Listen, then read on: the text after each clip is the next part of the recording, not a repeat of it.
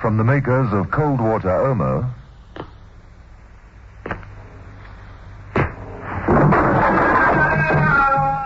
Through here, Mrs. Peel, this way. Wait, light. Over there, Steed. Mrs. Peel and John Steed, snooping around Jeffcott Products, burst into Jeffcott's office. Steed following Mrs. Peel's pointing finger. Jeffcott's legs were protruding from the end of the desk. Steed moved over, swinging the table lamp downwards. Phew. He looks as though he's been hit by a 5-ton truck. But who... I mean, he was a karate expert. Not expert enough, it seems. Steed, look at that far wall. They both stared at the far wall. There was a large, splintered gap in the wooden partition leading to the warehouse. It was exactly as though a man of at least 7 feet tall had walked straight through it.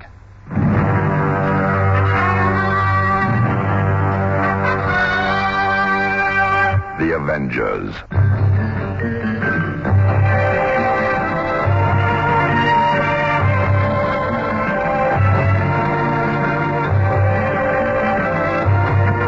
John Steed and Emma Peel. The Avengers.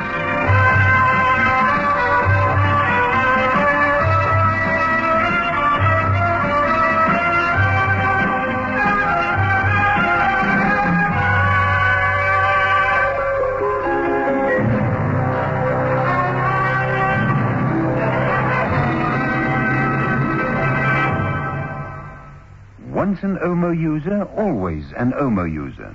This is what Mrs. Lyons of Yellowwood Park, Durban, has to say. It is the one powder that does everything. Well, for me, I know that. Yes. There's so many things that I've used and experimented with just to prove cold water Omo. Really to put it to the ultimate test. You know, and I find that it's come up to all my expectations. Yes. Cold water Omo cleans best. Walls Ice Cream presents the new Pink Pussycat song. We've got strawberry and vanilla, soft and hot. Black sun inside. White milky chocolate the way you like. All over the outside. Where walls Pink Pussycat now.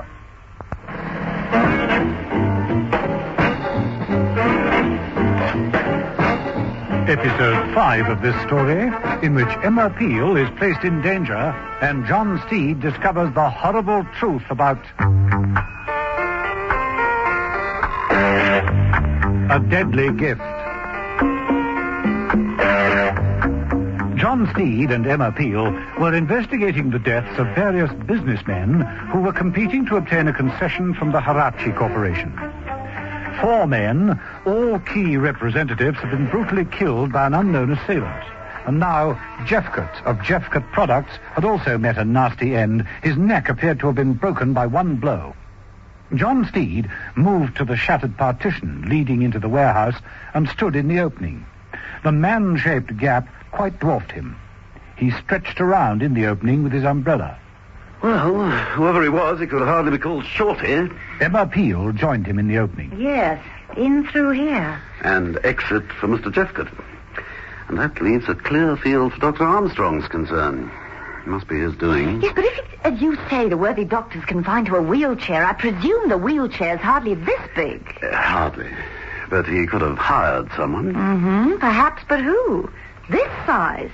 And a karate expert?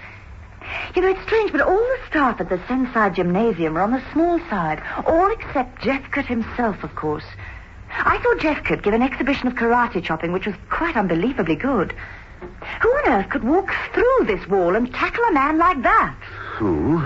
Or what? Pardon? Listen. False alarm. Just sounded the electronic toys being set in motion.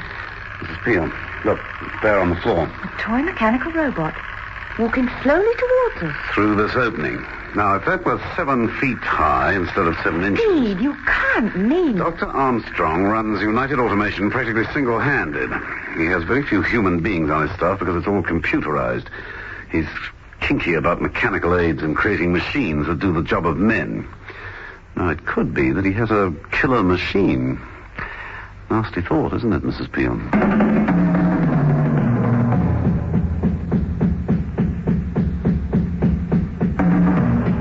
Back in Mrs. Peel's apartment later that night, John Steed was making final preparations. What's Steve? Just trimming round this punch card. You think it'll work? I had a feeling I'd be paying Armstrong a second visit. So I got Gilbert to produce what you might call a skeleton key. This is it. Now, here we have 2 punch cards, identical in the shape of the original, complete with perforations. How's that? Very pretty. Now, you hold on to this one. Oh, no. I'm not staying here. I want to get in on the act. And it's important that you stay in contact with Sama. I'm the only one who can block Armstrong's moves. Try the Harachi Corporation. Look, here, I'll give you the number. Steed sat down at the desk, and taking the distinctively styled fountain pen from his pocket, he wrote on a pad. Oh, that's a nice pen. What an odd shape. It's like a submarine. Huh? Oh, there's. Yes, a wee gift from Dr. Armstrong. Only needs filling every 10 years. Solid ink or something.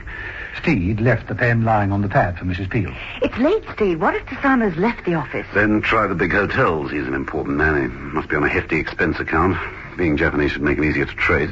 What story do I use? Well, say you're my secretary from Industrial Development, and we'll make an offer first thing tomorrow. That'll stall Armstrong for the night. Armstrong must want that concession pretty badly if what you think is right. Yes, but somehow I don't think it's just for profit. Now, will you stay and follow through like a good girl? All right. But you'd better be back here by 11:30. And if I'm not? I shall use my punch card. That's what.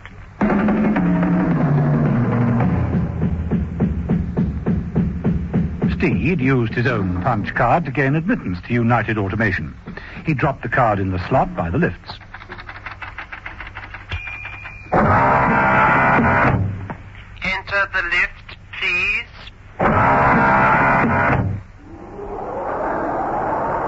Steed wondered privately if Armstrong had any method of monitoring the lift's movements. If so, he could have a rather nasty reception waiting in the computer library. The lift stopped. Steed stepped out. The room appeared to be empty. So far, so good. Oh, that figure slumped in that black leather chair. Enormous figure. Steed approached cautiously, wondering if it could be Armstrong, but the gloved hands that hung over the broad arms of the chair appeared to be lifeless.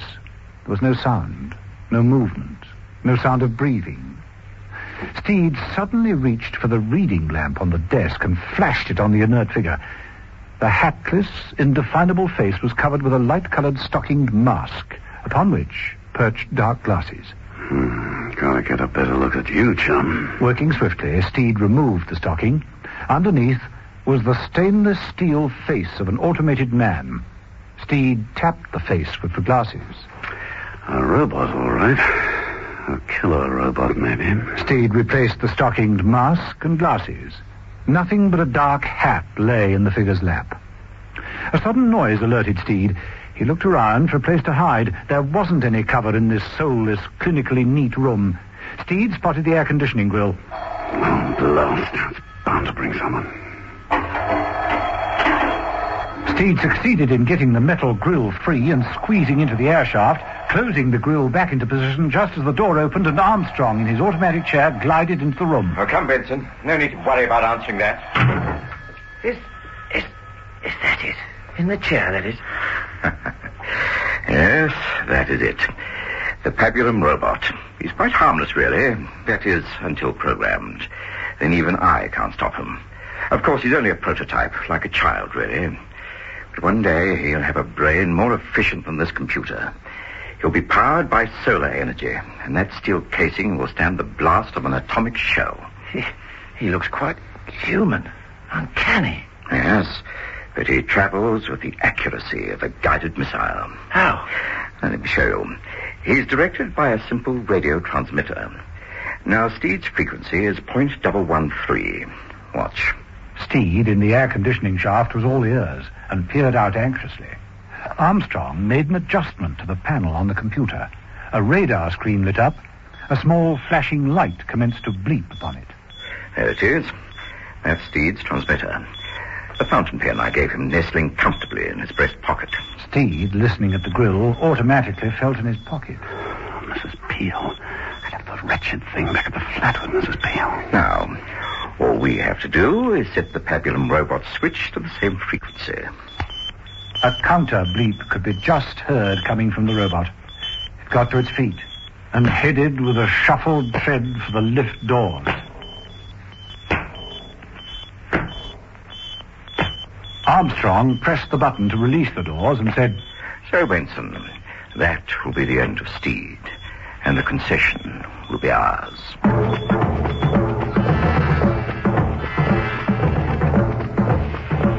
In the air conditioning shaft, John Steed knew he'd got to move quickly. He crawled his way along, searching for another exit grill. There wasn't one. He was trapped. In the computer library, Benson and Dr. Armstrong watched the progress of the 2 dots on the radar screen. When the Pabulum robot reached the fountain pen transmitter, it would kill viciously.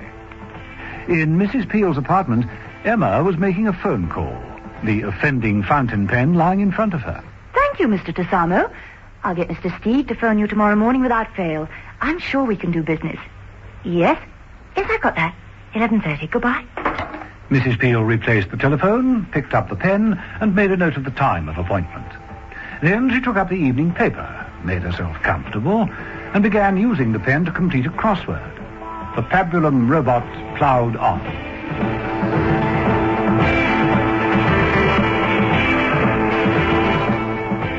Some time later, John Steed, wandering about the tunnels of the air conditioning unit, found himself in what appeared to be a small maintenance room. It had a door, but no handle from the inside.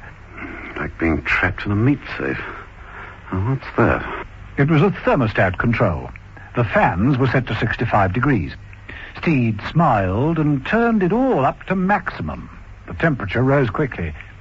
Later, in the computer library, Armstrong looked up from the radar scanner. It's getting darn warm in here. Nerves unable to stand the pace, Benson. Oh, it isn't that. Look at the thermometer on the wall. It's over 70. It's nearly 75 now, and it's going up. What? Must be a faulty thermostat. I'll call maintenance. Steed, back in the maintenance room, wiped the sweat from his brow and took up a position by the closed door. A short while later, the door opened. Steed reached for a heavy spanner and was about to bring it down on the head of the man who entered when he stopped. It wasn't a man. It was a white-coated robot. Slowly, and with difficulty, Steed edged past the robot and made a quick exit down the corridor. Get going, Steed.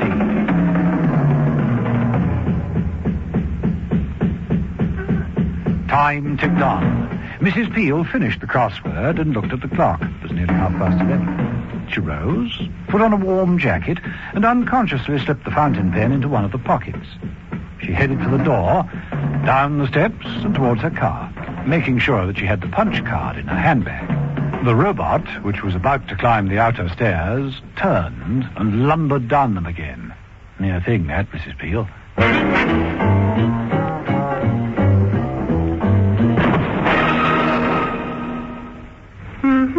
You've got people coming to stay, so your bathroom must look specially clean. But is everything really clean? Not only where they'll notice, but in those hard-to-reach cracks and crevices, like around the tiles. That's the sort of dirt that's hardest to shift if you don't have Vim 99. Only Vim has deep cleaning bleach to get right down into cracks and deep-set stains, leaving everything really clean and germ-free. For total cleaners you can trust, use Vim. Vim 99, the strong one. No dirt can stand up to the cleaning power of cold water Omo. Mrs. Whelan had to wash greasy overalls. And I thought, oh, well, I won't worry. I'll stick it into cold water Omo, and sure enough, every bit of grease is out. Once an Omo user, always an Omo user.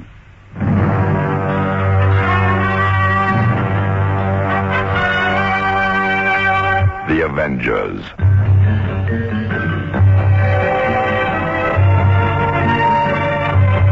Listen every evening, Monday to Friday, to John Steed and Emma Peel, The Avengers, brought to you by the makers of Cold Water Omo.